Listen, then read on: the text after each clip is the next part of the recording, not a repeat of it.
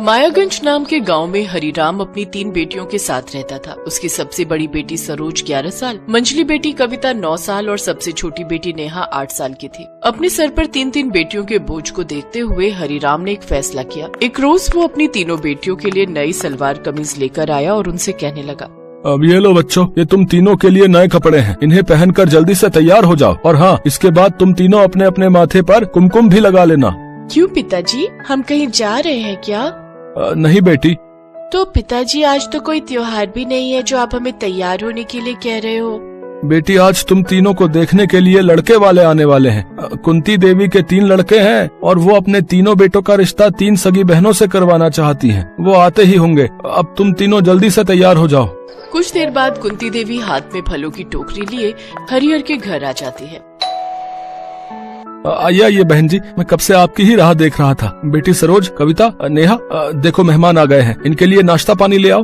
तीनों नए सलवार कमीज पहनकर और माथे पर कुमकुम लगाकर हाथ में नाश्ता लिए बाहर आती हैं। अरे वाह भाई साहब, नैन नक्श तो बड़े ही सुंदर हैं आपकी तीनों बेटियों के। मुझे तो आपकी तीनों बेटियां भा गयी। अब मैं अपनी तीनों बेटों की शादी आपकी बेटियों से करवाने के लिए तैयार हूँ।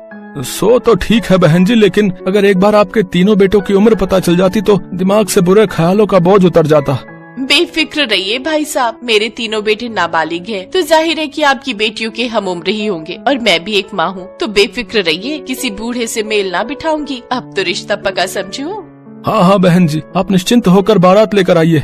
कुछ ही दिनों में हरिहर की तीनों नाबालिग बेटियों की शादी कुंती देवी के तीनों नाबालिग बेटों से हो जाती है। विदाई के वक्त हरिहर अपनी बेटियों को सीख देते हुए कहता है, जाओ बेटियों, आज से अपने घर जाओ। अब से तुम्हारा ससुराल ही तुम्हारा घर है और अपनी सास को अपनी माँ समझना। कुंती अपनी तीनों नाबालिग बेटे बहुओं के साथ अपने घर पहुंचती है, जहां उसकी छोटी बेटी पूजा हाथ में आरती की थाली लिए अपनी तीनों भाभीियों का स्वागत करती है। आपका हमारे घर में स्वागत है मेरी तीनों प्यारी भाभीियों। मैं हूँ आपकी ननद पूजा। तुमसे मिलकर अच्छा लगा पूजा। सत्यानाश, कैसी बेढंगी लुगाइयाँ हो तुम। अरे अपनी ननद को भी कोई नाम से बुलाता है भला। जीजी बोला करो इसे जीजी। फिर तो माँ जी, पूजा जीजी का ब्याह भी हमारी तरह हो गया होगा ना? अभी नहीं हुआ, लेकिन 1 महीने बाद इसकी भी शादी है। इसके बाद तीनों बहुएं गृह प्रवेश करती हैं। तभी उनकी सास कड़े स्वर में उनसे कहती है, तुम तीनों कान खोलकर सुन लो। अब तुम आराम कर लो, लेकिन हाँ, सुबह उठने में जरा भी देरी मत करना, समझी? अगर गांव में मेरी जरा भी जग घसाई हुई ना तो देख लेना, तुम तीनों की टांगे तोड़ दूंगी। जी सासू माँ। ऐसे ही 1 महीना बीत जाता है और आखिरकार पूजा की विदाई का दिन भी आ जाता है। विदाई की बेला पर कुंती देवी हाथ जोड़कर पूजा की सास से कहती है,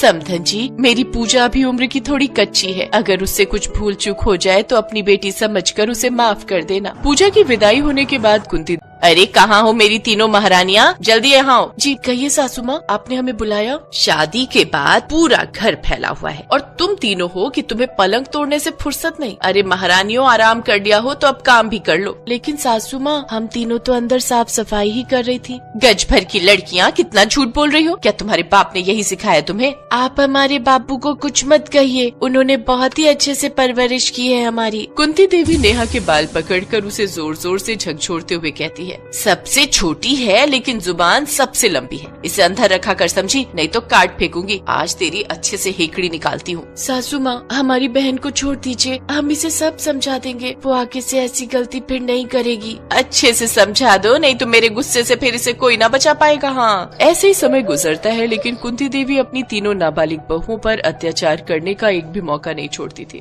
एक रोज जब सरोज अपने कमरे में काम कर रही होती है तो उसका 15 साल का पति अरुण उससे कहता है, अच्छा हुआ सरोज तुम आ गई। देखो ना, मुझसे ये सवाल हल ही नहीं हो रहा। ठीक है जी, लेकिन इस बात का पता सासू माँ को ना चलना चाहिए। अच्छा जी, महारानी को चूल्हा चौका छोड़कर पढ़ने का चस्का लगा हुआ है। हाँ माँ, आप गलत समझ रही हो। वो तो बस मेरी मदद कर रही थी।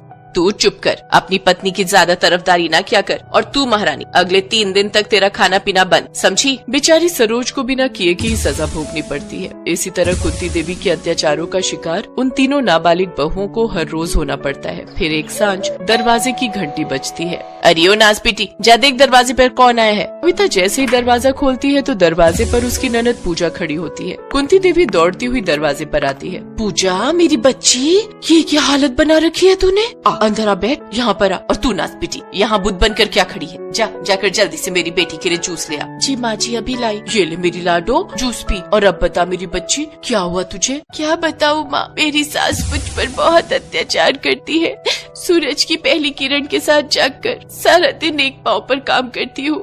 इसके बावजूद वो रात दिन मुझे ताने देती है, 2-2 दिन तक भूखा रखती है, और तो और आज उन्होंने मुझे घर से ही निकाल दिया। अरे ऐसे कोई शादी ब्याह के रिश्ते थोड़ी ना टूटते हैं, तू चिंता मत कर, मैं कल ही तेरे ससुराल जाकर समधन जी से बात करती हूँ। अगले दिन कुंती जाकर पूजा की सास आशा से मिलती है। समधन जी, आखिर मेरी बेटी से ऐसी कौन सी भूल हो गई जो आपने उसे निकाल दिया? आपकी बेटी को कुछ आता जाता तो है नहीं, बहू के नाम पर डब्बा पकड़ा दिए मुझे, जिसे ना तो सही से चूल्हा चौका करना आता है और ना ठीक से कपड़े बर्तन और साफ सफाई का काम आता है। ऐसी बेढंगी बहू मुझे नहीं चाहिए। ऐसी बेटी को तो आप अपने पास ही रखिए। अब आप भी यहाँ से जा सकती हैं। कुंती उदास होकर वहाँ से चली जाती है। घर पहुंचकर वो देखती है कि उसकी तीनों नाबालिग बहुएं किस तरह अपनी ननद का ख्याल रख रही है। उसे अपनी गलती का एहसास होता है और वो अगले दिन अपनी तीनों बहुओं के साथ उसके मायके जाती है।